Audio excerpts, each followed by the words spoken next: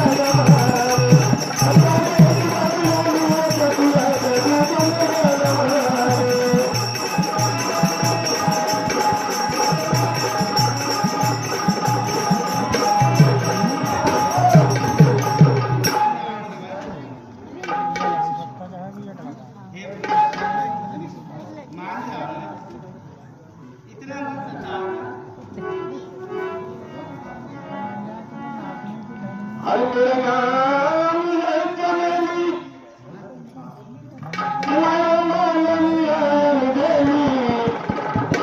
चली आई मेरा बेला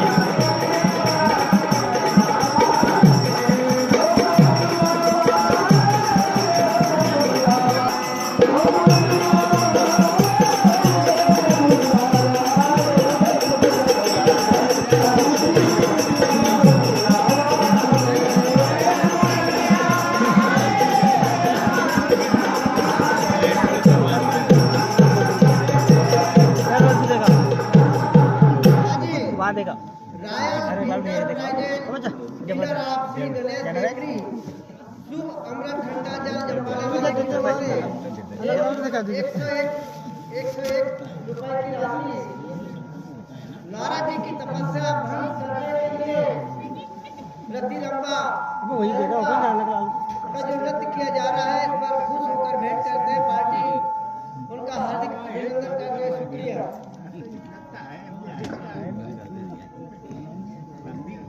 आज 21 रुपए की राशि प्रहलाद सोनी जम्बाड़ा वाले भाई की ओर से नारद के पात्र करने वाले को भेंट किया है। मंडल का हार्दिक अभिनंदन करते हुए शुक्रिया।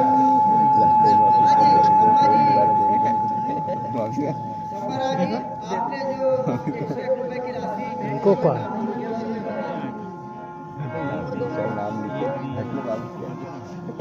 समिति कुछ लेना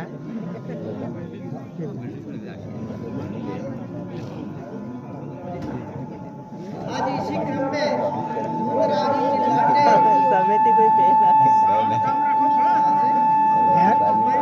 सिटी मान लो यार अच्छी बात है नारद के पात्र एवं रति रमणा मेनका एवं उर्वशी के नारद की तपस्या करने का प्रयास चलने पर करते हैं मंडल का हार्दिक अभिनंदन करती है। धन्यवाद। आगे दोनों घोड़ा के एक ओर से उनकी से मंदिर आपकी मंडल में बताती है मंडल उसका हस्त करने में करते हैं मीडिया अल्लाह मेरा तेरा ये मन कलैया बोले के जाते हम आपकी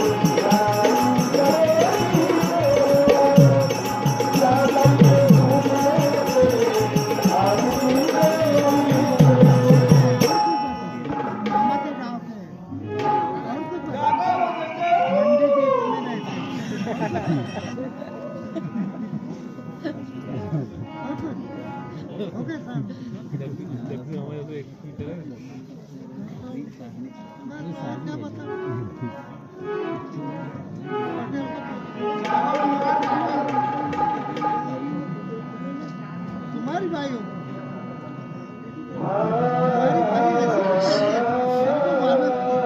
मेरे को मालूम है कि मामा की भाई है